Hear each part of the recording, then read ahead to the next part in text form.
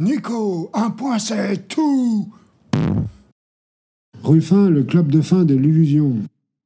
Bonjour et merci de me retrouver pour ce rendez-vous de Nico, un point c'est tout. Le sujet d'aujourd'hui, Ruffin, le club de fin de l'illusion. Bien des choses se sont produites au fur et à mesure du temps. Souvent même, pour être plus précis, les choses se sont accélérées dernièrement. Macron, par ailleurs, en est une des démonstrations les plus évidentes. Il a été une sorte d'accélérateur de particules des politiques néolibérales, de la privatisation et du démantèlement de l'État, et de la destruction des services publics qui leur sont associés. Il aura mis un point d'honneur à finir le travail commencé par ses prédécesseurs, mais en accélérant clairement la cadence. Il aura plus que largement apporté sa pierre à l'édifice pour ce qui est du morcellement de la société et de la vie politique. Paradoxalement, tout en étant le catalyseur d'une clarification politique à un moment où les faux-semblants s'avéraient très nombreux. Difficile d'expliquer précisément le pourquoi du comment des accélérations qui ont cours dans la période actuelle, et dans un peu tous les domaines. Toutefois, j'ai plutôt tendance à penser que les médias et l'ère de la communication n'y sont pas étrangers, de même que l'Internet et la possibilité d'accéder à tout type de discours, connaissances et autres. Je reviendrai sur ce point un peu plus tard.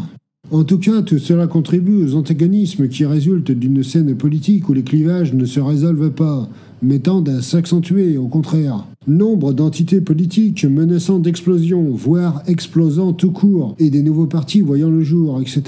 Sans occulter les transfuges d'un parti à un autre, la reconfiguration est en cours.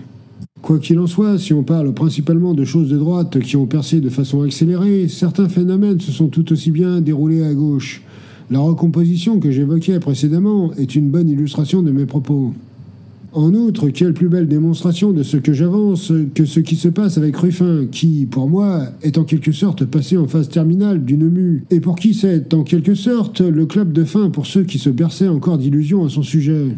Pour répondre à certains messages qui nous sont adressés sur ce thème, durant des lives, dans la section commentaires de YouTube, etc., pour ce qui me concerne, il est désormais difficile de nier certains faits, ou encore faire comme si on ne savait pas. La technique de l'autruche, comme je tends à la qualifier, ayant réellement ses limites. Les faits sont sur la table, il s'agit de se réveiller ou alors d'arrêter de se voiler la face par pure mauvaise foi, ou par déni lui-même sans doute du fait de refuser d'admettre s'être trompé. Se tromper, cela arrive. Ce qui est grave, c'est de continuer dans l'erreur. Je pense que je rebondirai sur cela un peu plus loin dans ce podcast, mais cette fois-ci pour l'évoquer au travers de la stratégie. Ruffin, l'homme aux deux visages. Il m'est difficile de penser aujourd'hui le personnage de Ruffin comme autre chose qu'un homme aux deux visages. Une forme de Dr Jekyll et Mr Hyde, si on va aller par là. Si on rembobine, terme quelque peu bienvenu, me semble-t-il, compte tenu du profil de l'intéressé et de son passé de cinéaste, on peut se demander s'il s'agit bien de la même personne dont on débat. Si on le compare à ses débuts, encore davantage avant d'être connu du plus grand nombre, et maintenant. En effet, il est de bon ton, je pense, de rappeler que François Ruffin s'est fait connaître en mettant en place un film qui s'assimile à une forme de troll de l'homme le plus riche de France, et sûrement le plus puissant aussi. Une sorte de technique de harcèlement, entre guillemets, cela se matérialisant sous forme de long métrage qui démontrait alors l'opiniâtreté de son auteur, son audace, ainsi que son côté que je qualifierais de rentre-dedans, à défaut de termes plus soutenus et appropriés pour décrire ma pensée. Au moins, le terme que j'emploie a le mérite de mettre en lumière l'aspect populaire que revêtait alors le concerné au travers de sa démarche et de sa réalisation, ainsi que le résultat qu'il allait parvenir à obtenir. Le changement de style entre le Ruffin de l'époque et celui d'aujourd'hui ne fait aucun doute, tant en termes de stratégie et ou méthode de travail, que d'aspect vestimentaire, voire au-delà. Commençons par ce dernier point si vous le voulez bien. Difficile de ne pas avoir en mémoire le Picard à l'allure un peu débraillée et de ne pas la mettre en miroir avec le Ruffin parfaitement arrangé qui s'est présenté il y a peu sur le plateau de BFM TV. Au moment où il s'est fait connaître de tous, il était en jean avec un t-shirt « I love Vincent » par-dessus tout le reste et casquette sur la tête. Je le revois forçant quelque peu le filtre de sécurité afin d'interpeller Bernard Arnault pendant un événement. Démarche comme apparence aussi anarchique l'une que l'autre. En particulier avec la bousculade qui s'en suivait, car nul besoin de le préciser, ce trait d'audace n'était pas vraiment du goût de l'establishment, qui n'entendait pas l'aider dans son entreprise. Je me souviens encore la remise du prix qu'il a obtenu grâce à son film et le discours fort qui s'en suivait, discours qui avait soulevé l'enthousiasme. Toujours dans le même apparat, malgré le gratin environnant qui assistait à sa consécration. Bref, le prolo qui s'était invité dans un monde auquel il ne semblait pas appartenir, en somme. La transition a été plutôt progressive, alors on comprend qu'elle n'ait pas été l'objet de tirer la sonnette d'alarme de prime abord. En tout cas, la transformation est évidente avec cette dernière interview significative chez Apolline de Malherbe, où le soin apporté à sa manière de se vêtir et de faire attention à sa personne sont flagrants et contrastent avec ses débuts et l'impression type McDonald qui en suintait. Alors c'était un peu « venez comme vous êtes » pour réutiliser le slogan de la firme américaine. Aujourd'hui, l'effort capillaire étant encore plus souligné, à mon avis, que tout le reste, le tout dans un effort de respectabilité qui semble indéniable. Si cette évolution constatée en termes vestimentaires est de l'ordre du symbole, elle est tout aussi significative que parlante dans le même temps. En politique, l'image n'est définitivement pas un élément sans importance. Faute de quoi, des conseillers spécialisés n'existeraient pas. Et je rappelle que tout ou partie de l'élection initiale de Macron s'est située sur des notions aussi profondes que « il est beau, il porte bien le costume » ou encore « il est jeune », sans oublier ceux qui lui trouvaient un côté présidentiable, donc qui pensaient sûrement un peu tout cela à la fois. Voilà pour ceux qui douteraient de ce que j'avance, CQFD. Plus évocateur encore selon moi, on a pu aussi assister à un changement dans la façon d'être médiatique, avec un appétit accru de ce que je perçois. Appétit accru de reconnaissance et d'invitation dans des médias. Son nouveau statut aidant sûrement. Lui qui est passé d'infâme assimilé France Insoumise, donc de partenaire des infréquentables, à complice du système. Lui qui est aujourd'hui accueilli avec bienveillance pour ses promos, mais aussi et surtout pour y diaboliser le rouge en chef et sa formation. Autrement dit, reçu en allié du système ou comme quelqu'un qui n'inspire plus aucune crainte d'aucune sorte aux puissants en réalité. Ce qui ne fait pas grande différence en fin de compte. Et on comprend bien pourquoi au regard de son speech où il nous parlait de gagner, gagner, gagner, et qui consistait à nous situer la gagne à une sorte d'état antérieur, où les gens s'étaient déjà fait plumer et vivaient très mal d'ores et déjà, ce qui ne menace en rien le mode de vie des capitalistes et leurs pratiques, ce qui nous situe dans une forme de social-démocratie où on souhaite, au mieux, regrappiller des miettes que le capital consentirait à nous lâcher. Revenons sur le paramètre média stricto sensu. Il est certainement nettement plus agréable, j'imagine, de se faire recevoir avec bienveillance plutôt que d'essuyer tout type d'attaque, de faire face aux caricatures les plus grossières, pour ne faire mention que de cela. Ceci lui évitant les questions pièges et de bégayer à chaque fois qu'il est ou se sent en difficulté, comme cela s'est produit à de nombreuses reprises par le passé. Surtout que ces bredouillements seraient plutôt synonymes d'ambition impossible. Or, on a clairement constaté que son appétit s'était aiguisé. Ce n'est plus un secret pour personne. La seule forme de malaise restante étant celle d'enfiler les mensonges à propos de ses anciens camarades. D'ailleurs, je persiste et je signe. J'ai effectué une réponse à une interpellation en ce sens. Je maintiens plus que jamais ce que je pense. Le malaise de l'intéressé était palpable au moment de déblatérer des contre-vérités sur les tracts livrés aux faciès. Son visage parlait de lui-même sur les bobards qui avaient cours, au-delà d'une gêne incontestablement. Une forme de honte transparaissait sur son visage, et ce n'est certainement pas celle que lui inspire son ancien groupe parlementaire, si vous voyez ce que je veux dire. On comprend sans problème, puisqu'il n'est aucunement en mesure de prouver les faits, qu'il s'est contenté de dire cela sans avoir la confirmation publique provenant de personnes autres, sans pouvoir fournir quelque nom que ce soit, et sans que quiconque de nos rangs ne vienne en appui de Ruffin pour valider ses propos. À l'inverse, nombreux ont été ceux qui se sont levés d'indignation devant les accusations, mais aussi la pratique reconnue par Ruffin, puisque, à ce stade, c'est de cela qu'il s'agit, uniquement de cela qu'il s'agit. Nous savons tous que, concernant ces tracts différenciés, aucune trace n'existe nulle part, et puis, désolé de casser toute cette petite mécanique mentale qu'il a mis en place, mais aucun besoin de recourir à ce genre de choses. Nombre de personnes racisées ont compris que Mélenchon est l'étendard de la lutte contre l'islamophobie et contre les discriminations en général, puisqu'il se trouve être le seul à les incarner. Il est reconnu que le nom de Mélenchon ouvre des portes, mais pas nécessairement que celles des personnes de couleur. Encore s'agirait-il de ne pas faire d'amalgame entre quartier et quartier populaire, entre autres choses. En outre, au lieu de voir cela de manière négative, qu'il en prenne de la graine, car c'est en tenant bon que cela s'est effectué. La confiance engrangée par JLM ne l'a pas été en claquant des doigts, mais bien en mouillant la chemise, en se tapant des tas de tribunaux médiatiques auxquels faire face et devant lesquels tenir bon, ainsi qu'en prenant courageusement des positions. Et puis franchement, sa tech est vraiment problématique. On peut être noir ou arabe et ne pas voter FI.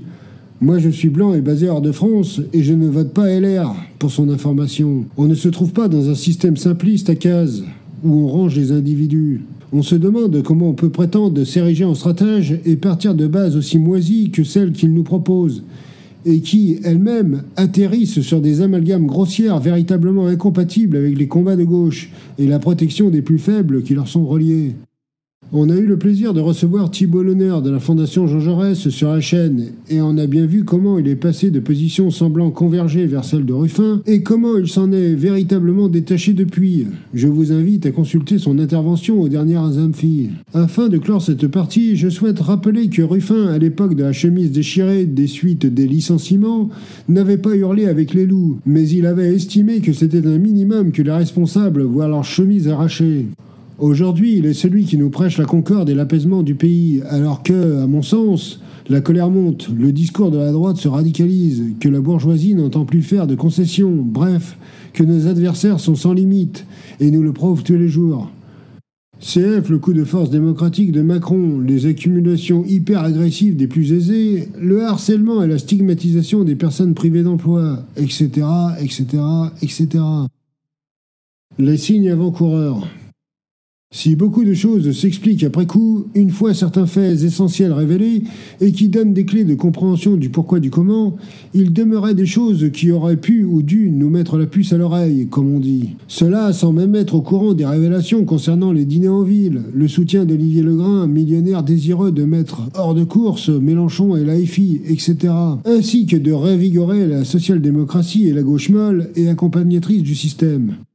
En ce qui me concerne, j'ai eu une interaction dans la section commentaires de la vidéo de Denis Raz. Les deux streamers réagissaient sur les derniers développements liés à Ruffin. La personne avec laquelle j'ai échangé me confiait sa déception concernant Ruffin et disait avoir connu Ruffin dans Là-bas si j'y suis, soit la période avant qu'il ne soit connu, et il disait ne pas avoir vu le truc venir.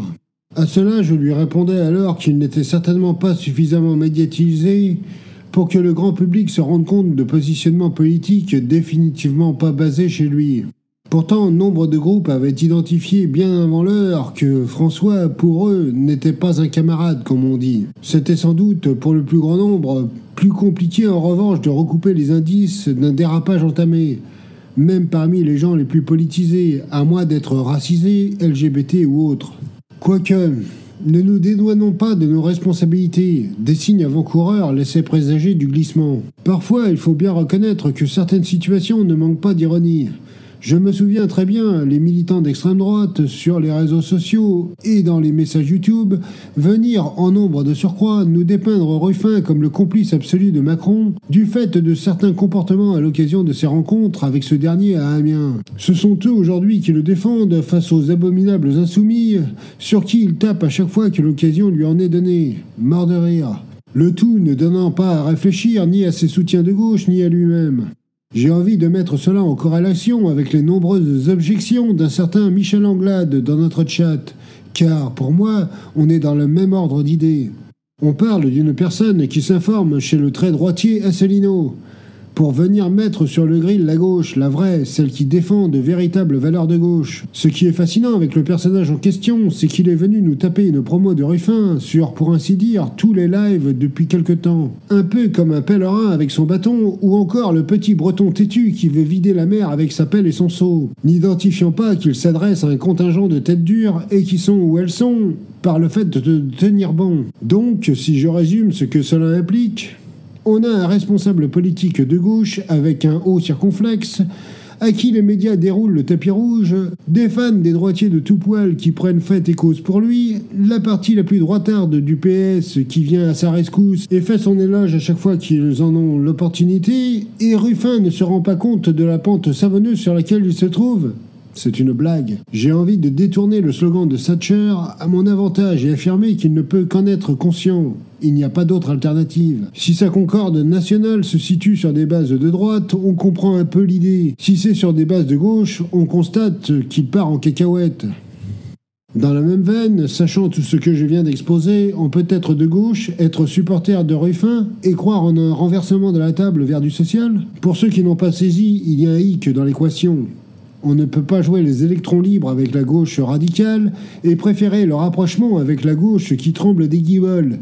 Et, au bout du compte, livrer la marchandise en cas de victoire. Cela n'existe tout simplement pas. C'est un move incohérent. À moins que tout son programme ne se résume en une vague inflexion du capitalisme, comme résumé durant son désormais célèbre speech de la Gagne. Autrement dit, quelque chose qui ne fait pas rêver quelqu'un de gauche et qui appelle encore moins à l'action.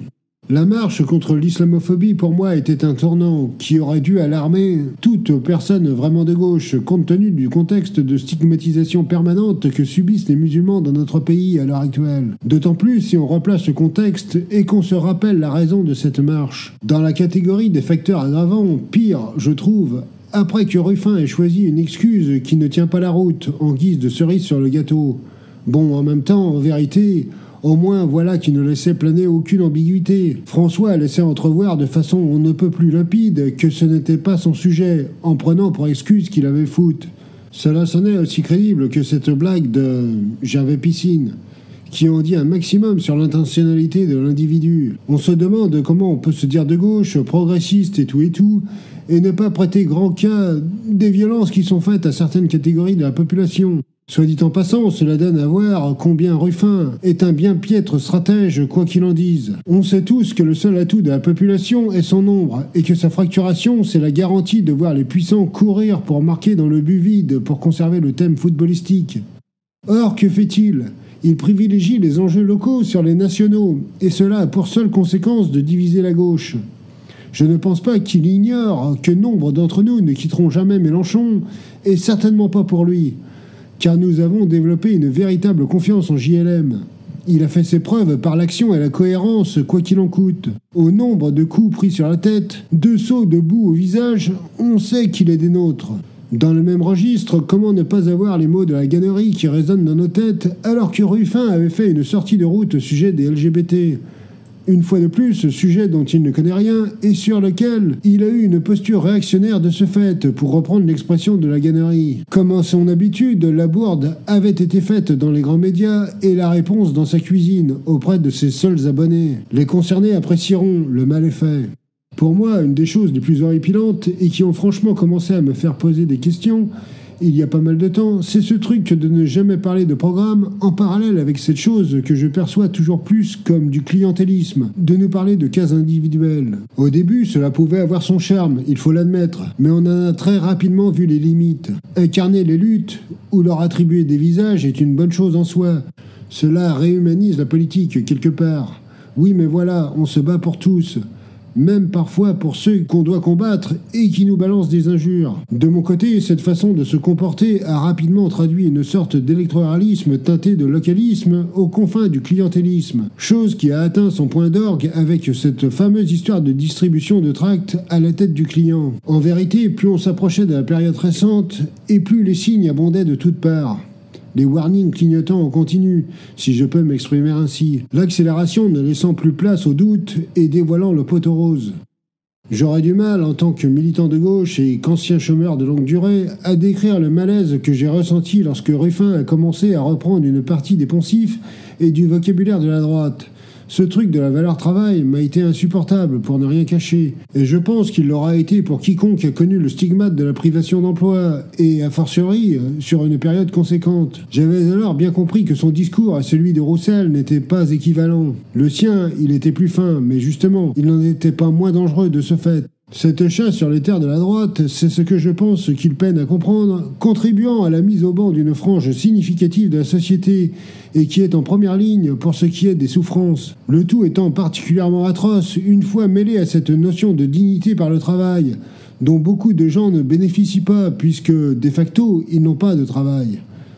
Public, par ailleurs, dont on ne parle jamais et auquel on s'adresse vraiment très peu, en dépit qu'il soit justement de ceux qui ont le plus intérêt à l'application de l'AEC. AEC qui prévoit des millions de jobs créés, des emplois dignes, décemment rémunérés et qui ont du sens à la fois pour l'individu et pour la collectivité. Continuons. Dans la série des choses qui m'ont choqué, il y a ce crachat dans la soupe qui a constitué la sorte de refus d'investiture de la France insoumise. Certes, plus qu'un signe avant-coureur, pour moi, c'était le signe ultime. Plus aucun doute ne persistait, c'était plutôt une confirmation supplémentaire concernant le move du natif d'Amiens, compte tenu de la temporalité. Pour ne rien cacher, j'ai trouvé cela plus que déplacé, en particulier en raison de la cause de ce refus. Je ne sais pas dans quel esprit sain, on ne peut pas comprendre pourquoi ces petits copains de l'après n'avaient pas été retenus comme candidats. dans le temps où tout le monde au siège savait qu'ils voulaient avancer masqués et changer de groupe une fois leurs élections validées. En somme, qu'aucune confiance ne pouvait leur être accordée. Accepter un tel état de fait témoigne d'une traîtrise évidente. Dans quel monde une formation politique investit-elle une personne sur laquelle elle sait ne plus pouvoir s'appuyer ? Aussi, même si je conçois que cette histoire fait débat en interne, et notamment donne lieu à un clivage de génération, je n'ai pas apprécié la fourberie qui a été celle de François au sujet d'Adrien Quatennens, d'autant que ses commentaires étaient patinés d'une mauvaise foi hors du commun. Pointer du doigt que ses camarades en pleine tentative de sabotage ne soient pas investis et que celui dont la fidélité au mouvement a été sans faille, en la présence d'Adrien, le soit, en dit long sur la dérive de l'auteur du commentaire. C'est d'autant plus marquant qu'il ait eu cette défense à demi-mot de celui qui était censé être son camarade dans un premier temps, ce qui a tourné Ruffin en opportuniste et en rageux. S'il avait eu la même posture du premier jour, alors il aurait, au moins, eu le mérite de la cohérence à défaut de celui de la camaraderie. Cela n'aura même pas été le cas, et pour moi, c'est terrible pour lui et ses supporters. En outre, pour en finir avec ce cédement, c'est aux confins de cette partie et de la suivante, car ici on a une évidente démonstration du décalage entre les paroles et les actes du Picard. Du même goût, donc toujours à cheval entre cette partie et la suivante, il y a ce truc de social et démocrate. Je trouve que, pour le coup, la manière de naviguer de Ruffin a été intelligente et il aura réussi à gaslight un certain nombre de personnes en se raccrochant aux branches. Beaucoup auraient dû y voir un signe avant-coureur. Je reviendrai sur ce point ultérieurement. Le décalage entre les paroles et les actes. Une des choses qui ne me plaisait pas du tout, c'est ce sentiment que François Ruffin a passé son temps à naviguer entre deux eaux, au gré du vent, si on veut aller par là. Le personnage est d'un background bourgeois, ce qui n'est pas un problème en soi. Après tout, de ce que je crois en savoir, un personnage comme Robespierre l'était aussi. C'est plutôt le zigzag constaté entre deux mondes qui suscite interrogation et lève des lièvres. On entend mieux comment le ralliement à certaines causes lui est difficile, de même que son opposition franche et massive au système, quelque part. Ruffin, au sein du groupe écolo, pour moi, sonne comme une immense blague. S'il avait choisi le groupe communiste ou socialiste, alors on aurait pu déceler une forme de logique, un peu comme une continuité dans son parcours et un cheminement vers ses nouvelles inclinaisons en direction du centre-gauche, dirons-nous, pour être magnanime. Un move vers l'idéalisme d'un réformisme hors du temps, montrant que l'intéressé ne pige pas vraiment dans quelle ère il évolue.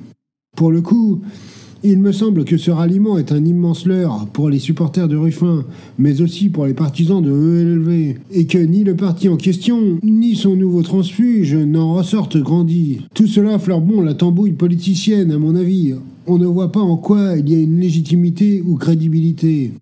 Pour moi, on va rentrer dans le cœur du réacteur maintenant, en quelque sorte. Ce dont j'ai envie de parler maintenant, c'est de la solidarité et autres. Comme chacun d'entre nous le sait, l'AEC est un programme d'entraide et de solidarité. Pour moi, il y a eu un bel exemple de décalage entre la parole et les actes que de voir Ruffin être envisagé pour porter un tel agenda politique. Il faut remettre les choses en contexte tout de même. On parle du gars qui aura passé son temps à faire bande à part, à ne pour ainsi dire jamais se présenter aux conférences de presse du groupe avec les autres, sauf à y avoir un intérêt vraiment direct, de sorte qu'il ne puisse pas faire autrement.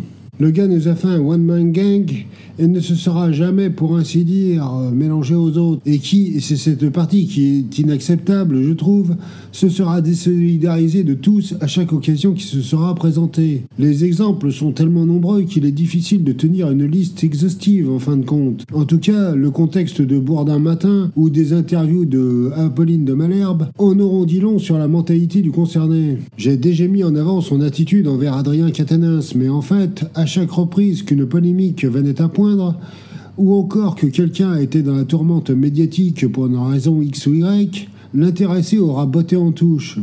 Pire, il en aura même rajouté à la tempête qu'essuyaient les membres de son groupe supposé. Enfin, un groupe auquel il s'était rallié pour être plus précis, car visiblement, de sentiment d'appartenance, il n'y a jamais eu. J'ai, pour ne rien cacher, trouvé son comportement infect envers Daniel Obono. On connaît tout ce contexte. Le vieux roublard Bourdin a cherché à faire dire des choses à Daniel. Sous pression, elle a dit les termes, mais a quelque peu bredouillé. Les choses ont été déformées. Et on était parti pour une énième période d'intense bashing médiatique à base de manipulation des faits sur lesquels tous subissaient l'injonction de s'expliquer.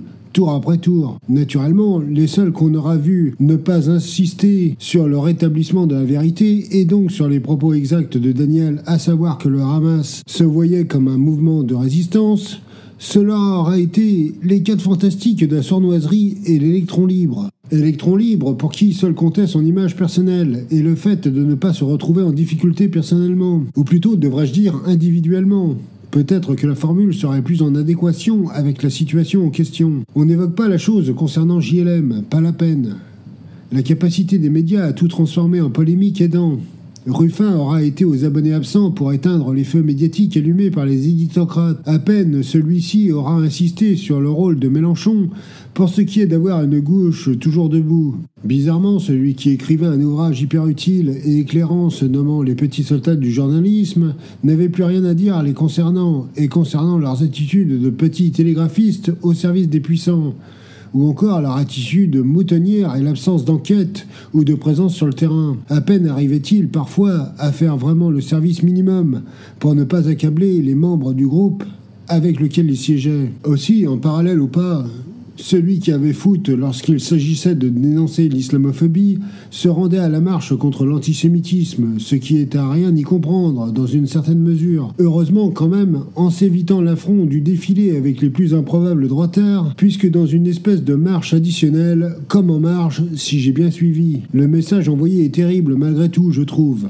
Mais en même temps, on peut y voir un semblant de logique, en y réfléchissant bien si on considère l'intégralité du comportement du chef de Picardie Debout, et ses tractages à géométrie variable, ainsi que son désir de bien paraître sur les plateaux. Mieux vaut alors aller dans le sens du vent, n'est-ce pas?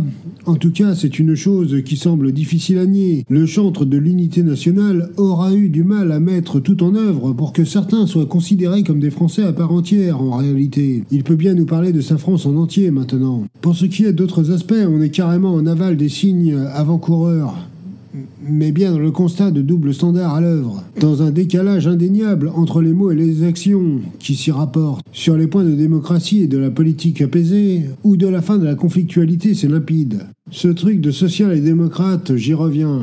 Je crois que le truc du social, on peut lui accorder, encore que son explication de ce en quoi consiste la victoire, selon lui, s'avère assez peu compatible et contrebalance le tout.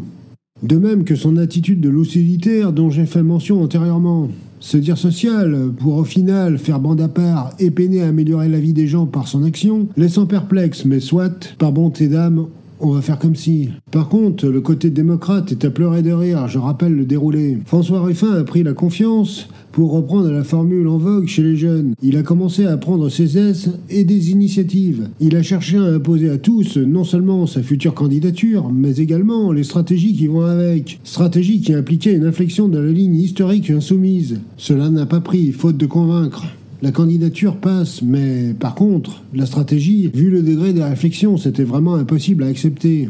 Bilan, lui, comme les 4 fantastiques de la tartufferie, en dépit d'imposer leur tech et leur plan stratégique à tous, ont fini par prendre la tangente en repeignant tout le monde en autoritaire. Aussi, le Club des 5, grand amateur de démocratie, n'aura rien trouvé à redire lorsque le Picard aura unilatéralement décidé d'amender le programme et d'y introduire l'indexation du SMIC, chose qu'il a poussée dans les médias sans demander la permission de qui que ce soit. Dans les faits, c'était une bonne chose, et la mesure est bonne. Mais on est aux antipodes en termes de façon de faire, surtout quand on s'autoproclame le chantre de la démocratie. Dernière étape avant la conclusion, Ruffin le rassembleur. On cherche à nous faire avaler tout type de couleuvre, mais alors celle-ci, c'est plutôt un boa constricteur qu'une couleuvre en vérité. Même en admettant que cette idée soit vraie, soit en occultant tout un tas de choses qui sont des réalités concrètes. Le comportement d'un intéressé consiste en quoi d'autre, depuis quelques semaines, sinon à tenter de fracturer son propre camp. Faire la tournée des pires médias pour y parler en mal de ses anciens collègues et groupes serait donc une tentative unitaire si on suit la logique? Bah voyons. Donc la logique serait la fracturation pour le rassemblement. Chacun conviendra que cela n'a aucun sens. Dans un souci de réalisme, rappelons les faits. Celui qui voulait convaincre les électeurs RN de son coin n'y est tout simplement pas parvenu. Il a été réélu d'extrême justesse grâce à une alliance de circonstances des plus improbables entre macronistes et insoumis pour barrer la route de l'Élysée à Bardella et au Rassemblement national. Aussi, l'intéressé balaye ce circo depuis des lustres et n'est parvenu ni à faire en sorte que la gauche soit en tête dans son coin, ni même à être personnellement reconduit au premier tour. Quelle meilleure preuve par les faits. Pour ne citer que mon cas personnel, même dans la configuration optimale où il avait été le seul candidat à gauche, qu'aucun insoumis ne se lançait à la présidentielle, et que Ruffin était celui qui portait l'AEC, alors j'aurais voté pour lui, mais alors sans enthousiasme, et vraiment par défaut, sans confiance telle qu'elle soit. Conclusion. Si certains souhaitent continuer à faire confiance à l'intéressé, grand bien leur en face. On sait tous désormais qui est en réalité le personnage, et vers quoi il tend, et idée de qui il s'avère être. Les masques sont tombés, si je peux m'exprimer ainsi. Pour ce qui me concerne, j'ai envie d'ajouter avis aux amateurs de gueule de bois du lendemain de victoire, si tant est que son rôle puisse être, un jour, autre chose que celui d'un barrage d'une gauche qui ne convient pas au système, et qui rentre en collision avec les plans de la social-démocratie.